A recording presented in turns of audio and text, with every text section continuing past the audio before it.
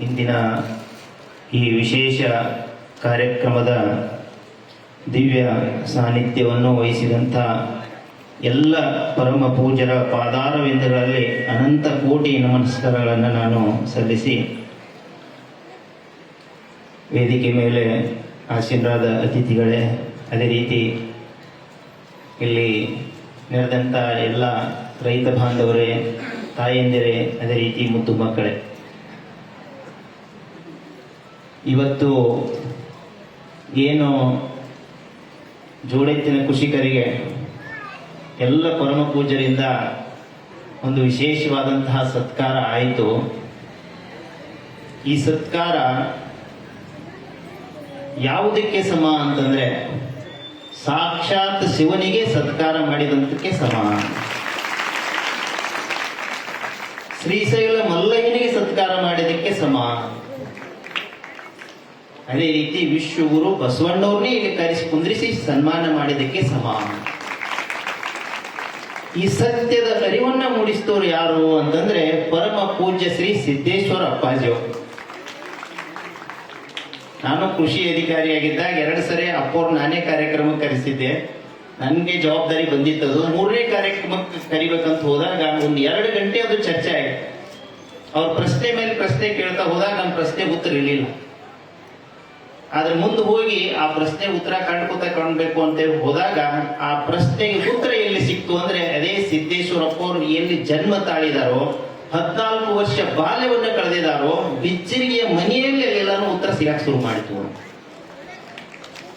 ಏನ್ ನಂದಿ ಕೂಗು ಅನ್ನುವಂತ ಅಭಿಯಾನದ ಬಗ್ಗೆ ನಾವು ಮಾತಾಡ್ತೀವಿ, ಆ ಮನೆಯಿಂದಲೇ ಇದೆಲ್ಲನೂ ಪ್ರಾರಂಭ ಆಗಿರೋದು. ಇದಕ್ಕೆ ಸಂಪೂರ್ಣವಾಗಿ ಪ್ರಥಮ ಹಂತದಲ್ಲಿ ನಮ್ಮ ಬೆಂಬಲವಾಗಿ ನಿಂತವರನ್ನೇ ಸಿದ್ದೇಶ್ವರಪ್ಪ ಅವರ ತಮ್ಮನವರಾದಂತ ಶ್ರೀ ಸೋಮಲಿಂಗ ಅಜ್ಜನವರು. ಸುಮಾರು 3 ವರ್ಷದಿಂದ ಈ ಚಿಂತನೆ ಅಲ್ಲಿಂದ ಪ್ರಾರಂಭ ಆಗಿದೆ. ಇದೇ ಒಂದು 7-8 ತಿಂಗಳಲ್ಲಿ ಅದ್ಭುತವಾದಂತಹ ಕಾರ್ಯಕ್ರಮಗಳಾಗಿರೋದು. ಅದು ಅನೇಕ ಪರಮ ಪೂಜ್ಯರ ದಿವ್ಯ ಸಾನ್ನಿಧ್ಯದೆ. ಅದೇ ಬಿಜ್ಜರಿಗೆಯಲ್ಲಿ ಸುಮಾರು 420 ಎತ್ತಿನ ಬಂಡಿಗಳನ್ನು ಸೇರಿಸಿ ಒಂದು ವಿಶೇಷ ಕಾರ್ಯಕ್ರಮ ನಂದಿ ಸೇನೆ ಸಂಘಟನೆಯಂತೆ ಪ್ರಾರಂಭ ಮಾಡಿದ್ದೇವೆ. ಅದರ ದಿವ್ಯ ಸಾನ್ನಿಧ್ಯವನ್ನ ಶ್ರೀ ಶಶಿಕಾಂತ್ ಗುರುಜಿಯವರು ವಹಿಸಿಕೊಂಡಿರುವಂಥದ್ದು. ತಮಗೆಲ್ಲ ಇವತ್ತು ನೋಡ್ತೀರ ರೈತ ಹೋರಾಟಗಾರ. ಅದಾದ ಮೇಲೆ ಬಸವನ ಬಾಗೇವಾಡಿಯಲ್ಲಿ ಒಂದು ಕಾರ್ಯಕ್ರಮ ಮಾಡಿದ್ದೇವೆ. 1200 ಎತ್ತಿನ ಬಂಡಿಗಳನ್ನ ಸೇರಿಸಿ ಅದರ ದಿವ್ಯ ಸಾನ್ನಿಧ್ಯವನ್ನ ಪರಮ ಪೂಜ್ಯ ಕನ್ನೇರಿ ಕಾಡಸಿದ್ದೇಶ್ವರ ಸ್ವಾಮೀಜಿಯವರು ವಹಿಸಿಕೊಂಡಿದ್ರು. ತದನಂತರ ಇನ್ನೊಂದು ಮಹಾನ್ ವಿದ್ಯಾಕೇಂದ್ರ, ನಿಮ್ಮದು ನನಗೆ ಗೊತ್ತಿರಲಿಲ್ಲ, ಗುರುಗಳು ಹೇಳಿದ ಮೇಲೆ ಗೊತ್ತಾಯ್ತು ಇದು ಒಂದು ಹಿಂದೂ ವಿದ್ಯಾಕೇಂದ್ರ ಆಗಿತ್ತು ಅನ್ನುವಂಥದ್ದು. ಅದೇ ರೀತಿ ಇನ್ನೊಂದು ಯಾವುದು ಅಂದ್ರೆ ಸಾಲೋಟಿಗೆ,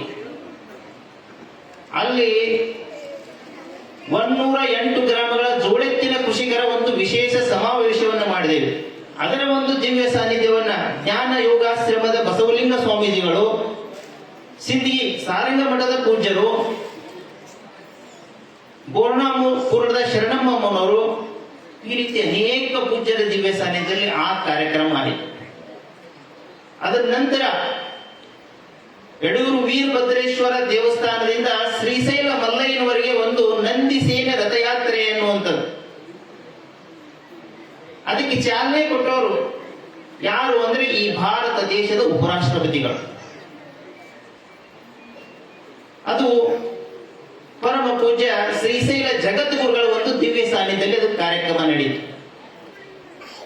10 ದಿವಸ ಒಂದು ನಂದಿ ಸೇನೆ ರಥಯಾತ್ರೆಯನ್ನ ನಾವು ಶ್ರೀಶೈಲ ಮಲ್ಲಯ್ಯನ ಸಾನ್ನಿಧ್ಯಕ್ಕೆ ಕರೆದುಕೊಂಡು ಹೋಗಿ ಅಲ್ಲಿ ಒಂದು ವಿಶೇಷವಾದಂತಹ 3-4 ಜನ ಪರಮ ಪೂಜ್ಯರು ಅಂದ್ರೆ ಜಗದ್ಗುರುಗಳ ಒಂದು ದಿವ್ಯ ಸಾನ್ನಿಧ್ಯದಲ್ಲಿ ಅಲ್ಲಿ ಕಾರ್ಯಕ್ರಮ ಆಯಿತು.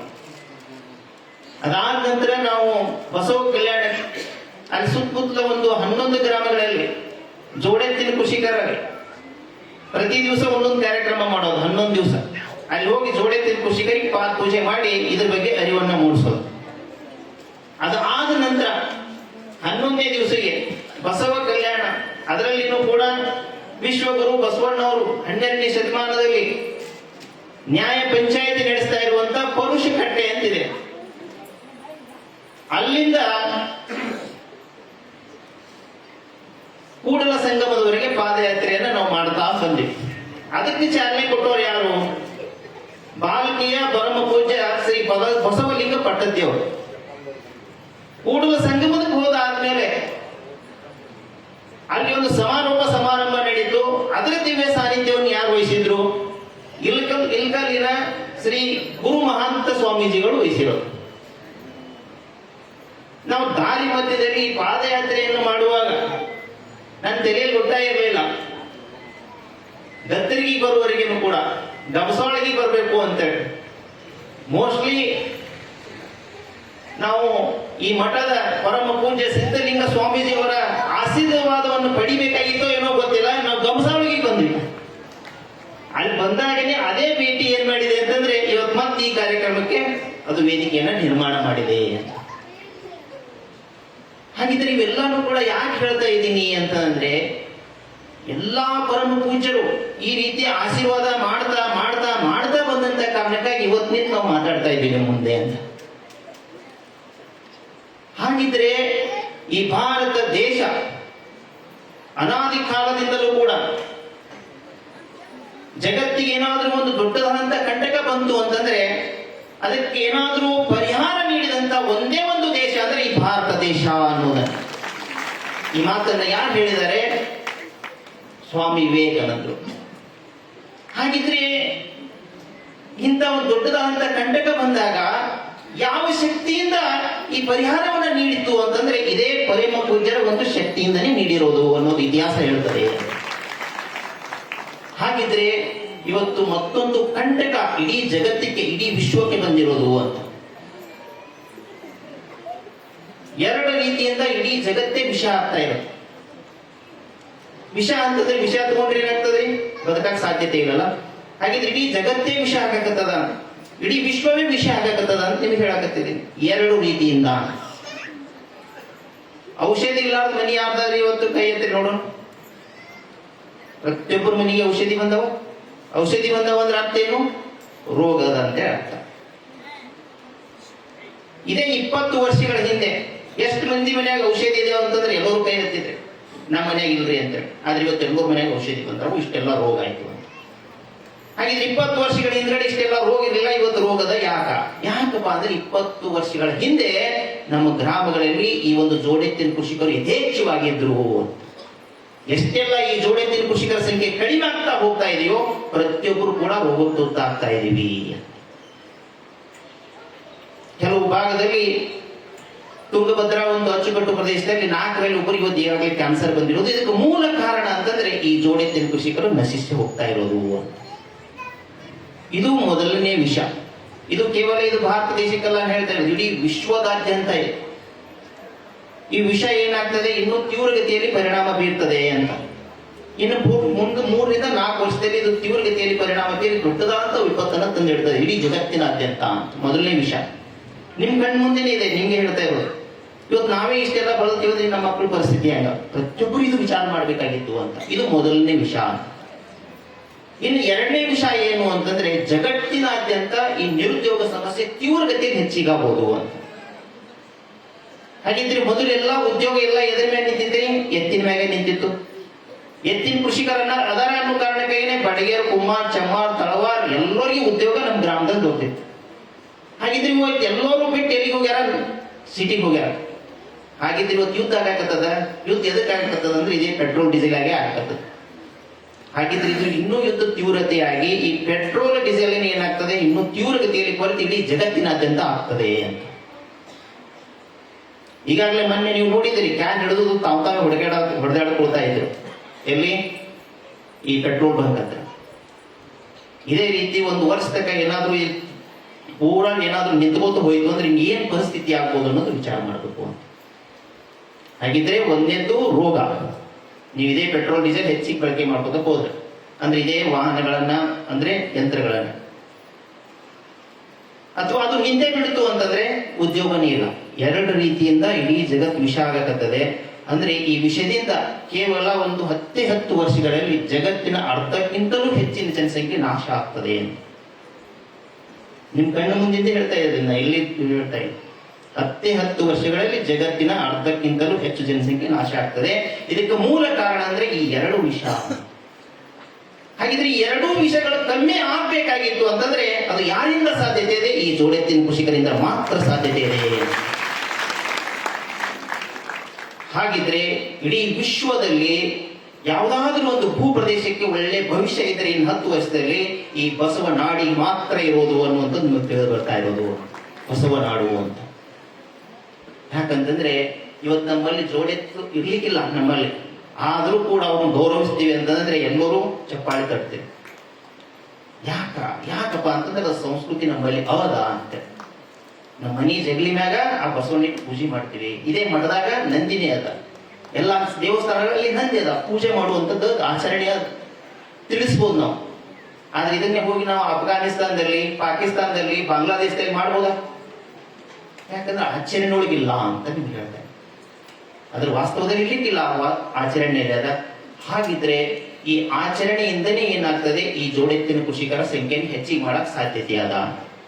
ಹಾಗಿದ್ರೆ ಇದು ಒಟ್ಟಾರೆ ಈಗಾಗಲೇ ಹೇಳಿದ ಹಾಗೆ ನಾವು ಈ ನಂದಿ ಕೂಗು ಅಭಿಯಾನದ ಮುಖಾಂತರ ಸರ್ಕಾರಕ್ಕೆ ಒಂದು ಈಗಾಗಲೇ ಹಕ್ಕೊತ್ತಾಯ ಪತ್ರವನ್ನು ಕಳಿಸಿದ್ದೀವಿ. ಜೋಡೆತ್ತಿನ ಕೃಷಿಕರಿಗೆ ತಿಂಗಳ 11,000 ರೂಪಾಯಿ ಪ್ರೋತ್ಸಾಹಧನವನ್ನು ಅವ್ರಿಗೆ ಕೊಡಬೇಕು ಅಂತ. ಯಾಕೆ ಇವತ್ತು ಕೃಷಿ ಬಿಡ್ತಾರೆ ಅಂದ್ರೆ ಅವ್ರಿಗೆ ಯಾವುದೇ ರೀತಿಯ ಆದಾಯದ ಭದ್ರತೆ ಅನ್ನೋದಿಲ್ಲ. ಸರ್ಕಾರಿ ನೌಕರಿ ಸಿಕ್ಬಿಡ್ತು ಅಂತಂದ್ರೆ ಅವ್ರಿಗೆ ಸಾಯ್ತನ ಒಂದು ಆದಾಯದ ಭದ್ರತೆ ಅದ. ಒಂದು ಪ್ರೈವೇಟ್ ಕಂಪ್ನಿಗೆ ಹೋದಂದ್ರೆ ತಿಂಗಳಾದ್ರೂ ಕೂಡ ಅವ್ರಿಗೆ ಆದಾಯದ ಭದ್ರತೆ ಅದ. ಅದ್ರ ಜೋಡೆತ್ತು ಕಡಿದಂತ ರೈತ ವರ್ಷ ಪೂರ್ತಿ ಅವ್ರು ಕೆಲಸ ಮಾಡ್ಬೇಕು, ಅಷ್ಟು ಶ್ರಮ ಅದ. ಆ ಶ್ರಮ ಇದ್ರು ಯಾವ ಆದಾಯದ ಭದ್ರತೆ ಅದ? ಅನಿವಾರ್ಯವಾಗಿ ಬಿಡ್ತಾನೆ, ಬಿಟ್ಟು ಬೆಳೆಯೋ ಕಸಾಯಖಾನೆ ಹೊಂಟಾವೆ ಇವತ್ತಿನ ದಿವಸ.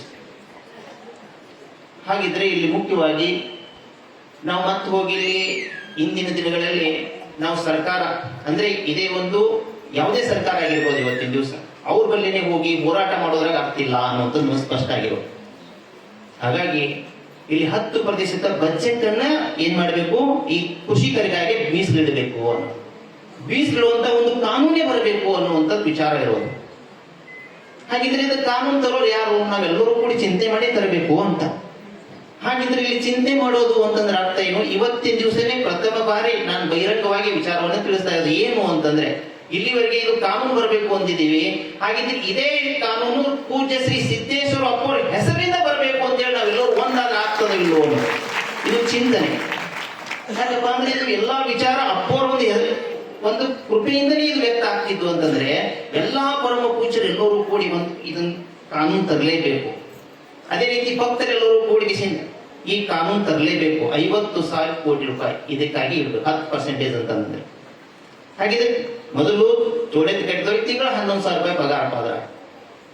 ಇನ್ನೊಂದು ಏನಪ್ಪಾ ಅಂದ್ರೆ ನಂದಿ ಶಕ್ತಿ ಕೇಂದ್ರ ಅಂತ ಅಂದ್ರೆ ಎತ್ತಿನ ಮುಖಾಂತರನೇ ವಿದ್ಯುತ್ ಅನ್ನ ತಯಾರಿ ಮಾಡೋದು, ಗ್ಯಾಸ್ ಅನ್ನ ತಯಾರಿ ಮಾಡೋದು, ಅಡುಗೆ ಎಣ್ಣೆಯನ್ನ ತಯಾರಿ ಮಾಡೋದು, ಗೊಬ್ಬರಗಳನ್ನ ತಯಾರಿ ಮಾಡೋದು, ಔಷಧಿಗಳನ್ನ ತಯಾರಿ ಮಾಡೋದು. ಒಂದು 15-20 ಎಕರೆ ಜಮೀನು ಇತ್ತಂದ್ರೆ ಒಂದು 4 ಜೋಡಿ ಎತ್ತುಗಳಿದ್ದು ಅಂತಂದ್ರೆ ನಾವೇನ್ ಮಾಡ್ಬೋದು ಅಂತಂದ್ರೆ ಒಂದು ಏನಾದ್ರು ಕನಿಷ್ಠ ಅಂದ್ರೆ ಒಂದು 100-200 ಕುಟುಂಬಕ್ಕೆ ಏನೆಲ್ಲ ಅವಶ್ಯಕತೆಗಳದಾವು ಎಲ್ಲಾನು ಪೂರೈಕೆ ಮಾಡ್ಬೋದು. ತಂತ್ರಜ್ಞಾನ ಅದಾವು, ಆದ್ರೆ ಇವತ್ತು ರೈತರ ಹತ್ರ ಬರ್ತಾ ಇಲ್ಲ. ಯಾಕಂದ್ರೆ ಅದಕ್ಕೆ ಬಜೆಟೇ ಮೀಸಲಿಡ್ತಾ ಇಲ್ಲ. ಹಾಗಾಗಿ ಪೂಜ್ಯ ಶ್ರೀ ಸಿದ್ದೇಶ್ವರ ಅಪ್ಪವರ ಒಂದು ಹೆಸರಿನಿಂದಲೇ ಒಂದು ಕಾನೂನು 50,000 ಕೋಟಿ ಅಂದ್ರೆ 10% ಬಜೆಟ್ ಬರಬೇಕು. ಈಗ ಫೈನಲ್ ಬರ್ತಾ ಇದ್ದೀನಿ, ಈ ರೀತಿ ಒಂದು ಕಾನೂನು ಬರಬೇಕು ಅನ್ನುವಂತ ನಿಟ್ಟಿನಲ್ಲಿ ಪಕ್ಷ ಯಾವುದೇ ಆಗಿರ್ಬೋದು, ಬಿಜೆಪಿ ಅಂತ ತೆಗೆದುಕೊಳ್ಳೋಣ, ಅವ್ರ ನಿರ್ಧಾರನು ಒಂದೇ ಎಲ್ಲಾ ಶಾಸಕರು ಕೂಡ್ಕೊಂಡು. ಅದೇ ರೀತಿ ಕಾಂಗ್ರೆಸ್ ಅಂತ ತೆಗೆದುಕೊಳ್ಳೋಣ, ಅವರು ಕೂಡ 10% ಬಜೆಟ್ ಇದ್ದೇ ಇಡ್ತೀವಿ ಅನ್ನುವಂಥದ್ದು.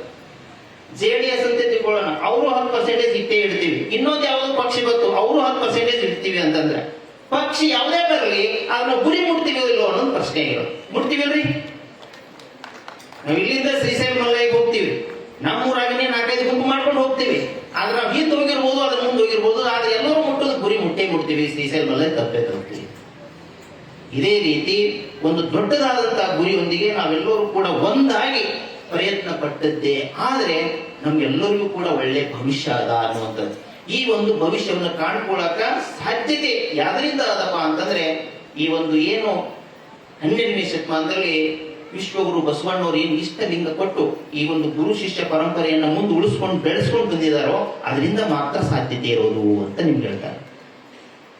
ಯಾಕಂದ್ರೆ ಒಟ್ಟಾರೆ ನಿಮ್ಗೆ ಹೇಳೋದಾದ್ರೆ ಇಲ್ಲಿ ಜ್ಞಾನದ ಕೊರತೆ, ವಿದ್ಯೆಯ ಕೊರತೆ, ಅರಿವಿನ ಕೊರತೆ ಇರೋದು ಅನ್ನುವಂಥದ್ದು. ಅದೇ ಕಾರಣಕ್ಕೆ ಇವೆಲ್ಲರೂ ಕೂಡ ಎಲ್ಲರಿಗೂ ಸಮಸ್ಯೆ. ಇವತ್ತೇನಾದ್ರೂ ಇಂಥ ಒಂದು ಯೋಜನೆ ತರಲಿಲ್ಲ ಅಂತ ತಿಳ್ಕೊಳ್ಳೋಣ, ಇವೆರಡೂ ವಿಷಯ ಹೆಚ್ಚಿಗೆ ಅದು ಅಂದ್ರೆ ನೀವೇ ವಿಚಾರ ಮಾಡ್ಬೋದು, ಯಾವುದೇ ಪಕ್ಷ ಆಗಿರ್ಬೋದು, ಈ ವಿಷಯ ಹೆಚ್ಚಿಗೆ ಹಾಕೋತ ಬಂತು, ಇದು ಸಮಸ್ಯೆ ಹೆಚ್ಚಿಗೆ ಆಯ್ತು ಅಂತಂದ್ರೆ ಯಾರಾದರೂ ಕೂಡ ಈ ನಾಯಕರು ಒಪ್ಕೊಳ್ಳೋಕೆ ಸಾಧ್ಯತೆ ಇದೆ. ಪಕ್ಷ ಯಾವುದೇ ಆಗಿರ್ಬೋದು, ವಿಚಾರ ಮಾಡಬೇಕು ಅಂತ ಯಾವುದೇ ಪಕ್ಷ ಆಗಿರ್ಬೋದು, ಇನ್ನು 2-3 ವರ್ಷದಲ್ಲಿ ಇದು ವಿಷಯಾಂಕ ವ್ಯಕ್ತ ಆಗೋದೇನೆ. ಹಾಗಿದ್ರೆ ಜನ ಪ್ರಶ್ನೆ ಮಾಡೋರು ಆಗೇ ಬಿಡ್ತಾರೆ. ಆ ಸಂದರ್ಭಕ್ಕೆ ಪ್ರಶ್ನೆಗೆ ಉತ್ತರ ಕೊಡಬೇಕು ಅಂತಂದ್ರೆ ಈಗಲೇ ಎಚ್ಚೆತ್ತುಕೊಳ್ಬೇಕು ಅಂತ ಎಲ್ಲರೂ ಕೂಡ, ಪ್ರತಿಯೊಬ್ಬರು ಜವಾಬ್ದಾರಿ ಅದು. ಅದೇ ರೀತಿ ಮತ ಕೊಡೋರು ಕೂಡ ನಾವು ಕೇವಲ ಮಠಕ್ಕೆ ಹೋಗಿ ಆ ಒಂದು ದೇವರಿಗೆ ಕೈ ಮುಗಿದೆ ಸಾಲದು, ಆ ಒಂದೇನು ಸನ್ನಿಧಾನದಲ್ಲಿ ನಂದಿ ಇರ್ತದೋ ಅದರ ಸಾಕ್ಷಿಯಾಗಿ ನಾವು ಮತ ಕೊಡಕ್ಕೂ ತಯಾರಾಗಬೇಕು ಅಂತ. ಒಪ್ತೀರಿಲ್ರಿ ನಾ ಹೇಳೋದು? ಎತ್ತುಗಳು ಯಾರ ಮನೆಗಾರ ಇರಲಿ ಅವು ಉಳಿಲೇಬೇಕು ಅನ್ನುವಂಥದ್ದು ಬೇಕು ಅಂತ. ಒಂದೇನಾದ್ರೂ ಎತ್ತದಂತಂದ್ರೆ ಇವತ್ತು ವೈಜ್ಞಾನಿಕವಾಗಿನೇ ಹೇಳ್ತದೆ ಅದು ಒಂದು 500 ಮೀಟರ್ ವರೆಗೆ ಅದು ಶಕ್ತಿಯನ್ನು ಹೊರಸೂಸ್ತಿರ್ತದೆ ಅಂತ. 500 ಮೀಟರ್ ವರೆಗೆ ಅದು ಶಕ್ತಿಯನ್ನು ಹೊರಸೂಸ್ತಿರ್ತದೆ ಒಂದು ಎತ್ತಿತ್ತು ಅಂತ. ಹಾಗಾಗಿ ಅದು ಕಮ್ಮಿ ಆಗಕತ್ತದ, ಇದು ವಿಷ ಹೆಚ್ಚಿಗೆ ಆಗಕತ್ತದ ಅಂದಾಗ ಆ ವಿಷಯವನ್ನು ಕಮ್ಮಿ ಮಾಡ್ಕೊಳ್ಳೋದು ಎಲ್ಲರೂ ಜವಾಬ್ದಾರಿ ಅದ. ಯಾರ ಮ್ಯಾಗೂ ಇದು ಅಪವಾದ ಮಾಡಂಗಿಲ್ಲ, ಯಾರಿಗೆ ಕೂಡ ದೂಷಣೆ ಮಾಡಂಗಿಲ್ಲ. ದೂಷಣೆ ಪರಿಹಾರ ಅಲ್ವೇ ಅಲ್ಲ. ಹಾಗಾಗಿ ಇವತ್ತು ಗುರುವಿನ ಸನ್ನಿಧಾನದಲ್ಲಿ, ಪೂಜ್ಯರ ಒಂದು ಸನ್ನಿಧಾನದಲ್ಲಿ ನಾವೆಲ್ಲರೂ ಕೂಡ ಒಂದುಗೂಡಿ ಇದನ್ನು ಪರಿಹಾರ ಕಂಡುಕೊಳ್ಳಕ ಒಂದು ಅವಕಾಶ ಇರುವುದು ಈ ಬಸವ ನಾಡಿನಲ್ಲಿ ಅದ. ಅದಕ್ಕಾಗಿನೇ ಇದು ಏನಾಯ್ತಪ್ಪ ಇಂಥ ಒಂದು ವಿಶೇಷ ಕಾರ್ಯ ಇಲ್ಲಿಂದ ಆಗಿರುವಂತದ್ದು ಯಜ್ಞಾಭಿಯ ಮುಖಾಂತರ ಅಂತ. ಹಾಗಾಗಿ ನಾ ಏನು ಇಲ್ಲಿ ಬಂದ ಮೇಲೆ ಕೊನೆಗೆ ಅನ್ಕೊಳ್ಳೋದು ಒಂದೇ ಮಾತು ಹೇಳೋದಾಯ್ತು ಅಂದ್ರೆ, ನಾ ಏನು ನೌಕರಿ ಬಿಟ್ಟೆ ಅನ್ನುವಂಥದ್ದು ಏನದಲ್ಲ, ಬಿಟ್ಟದಕ್ಕೂ ಇವತ್ತು ಸಾರ್ಥಕ ಆಯ್ತು ಅನ್ನುವಂಥದ್ದು ನನಗೆ ಈ ಜಾಗದಲ್ಲಿ ಆಗ್ತದೆ. ಯಾಕಂದ್ರೆ ಇಷ್ಟೆಲ್ಲ ಪರಮ ಪೂಜ್ಯರು ಇಷ್ಟೆಲ್ಲ ಸತ್ಕಾರ ಪ್ರೀತಿಯಿಂದ ಎಲ್ಲಾ ಜೋಡಿತಿನ ಕೃಷಿಕರಿಗೆ ಮಾಡಿ ನಮ್ಗೆ ಇಷ್ಟೆಲ್ಲ ಹರಿಸ್ತಾ ಇದ್ದಾರೆ. ಮುಂದಿದು ಅವಶ್ಯಕತೆ ಇರೋದ ಅಂತ ಎಲ್ಲರಿಗೂ ತಿಳಿಸ್ತಾ ಇದ್ದಾರೆ ಅಂತಂದ್ರೆ ಇದಕ್ಕಿಂತ ದೊಡ್ಡದಾದಂತ ಸೌಭಾಗ್ಯ ಜೀವನದಲ್ಲಿ ಯಾವುದೂ ಇಲ್ಲ ಅನ್ನುವಂಥದ್ದು. ಹಾಗಾಗಿ ಈ ದೇಶ ಮತ್ತೆ ಏನಾದ್ರೂ ಉಳಿಬೇಕಾಗಿತ್ತು ಅಂದ್ರೆ ಈ ಪರಿಮ ಪೂಜ್ಯರ ಒಂದು ಏನಪ್ಪಾ ಅಂತಂದ್ರೆ ಕೃಪೆಯಿಂದ ಮಾತ್ರ ಉಳಿತದೆ. ಹಾಗಾಗಿ ನಾವು ಏನ್ ಬಿಟ್ಟರು ಬಿಡಬಾರ್ದು, ಅದು ಏನಪ್ಪಾ ಅಂದ್ರೆ ಗುರುವಿನ ಪಾದ. ಯಾಕಂದ್ರೆ ನಮಗೆಲ್ಲ ಸದ್ಗತಿ ಇರುವುದನ್ನೇ ಗುರುವಿನ ಪಾದ. ಇನ್ನು ಮುಂದೆ ಕೇವಲ 10 ವರ್ಷದಲ್ಲಿ ಈ ಜಗತ್ತಿನಲ್ಲಿ ಈ ಭಾರತ ದೇಶದ ಸನ್ಯಾಸಿಗಳ ಶಕ್ತಿ ಏನು ಅನ್ನುವಂಥದ್ದು ಖಂಡಿತವಾಗಿ ಗೊತ್ತಾಗಿ ಆಗ್ತದೆ. ಹಾಗಾಗಿ ಆ ನಿಟ್ಟಿನಲ್ಲಿ ಈ ಒಂದು ಕೆಲಸ ಇಲ್ಲಿಂದ ಆಗಿರೋದು ಬಹಳ ಸಂತೋಷ ತಂದಿದೆ. ಹಾಗಾಗಿ ನಾವೆಲ್ಲರೂ ಒಂದುಗೂಡನ್ನ ಈ ಒಂದು ಏನು ಸಂಖ್ಯೆ ಹೆಚ್ಚಿಗೆ ಮಾಡಕ್ ನಾವೆಲ್ಲರೂ ಕೂಡ ಈ ಪಾತ್ರವನ್ನ ನಿರ್ವಹಿಸೋಣ ಅನ್ನುವಂತ ಮಾತನ್ನು ಹೇಳಿ ಮತ್ತೊಮ್ಮೆ ಎಲ್ಲ ಪರಮ ಪೂಜ್ಯರ ಪಾದಗಳಲ್ಲಿ ಅನಂತ ಕೋಟಿ ನಮನಗಳನ್ನು ಅರ್ಪಿಸಿ ನನ್ನ ಮಾತುಗಳನ್ನು ಮುಕ್ತಾಯಗೊಳಿಸ್ತಾ ಇದ್ದೀನಿ. ಧನ್ಯವಾದ.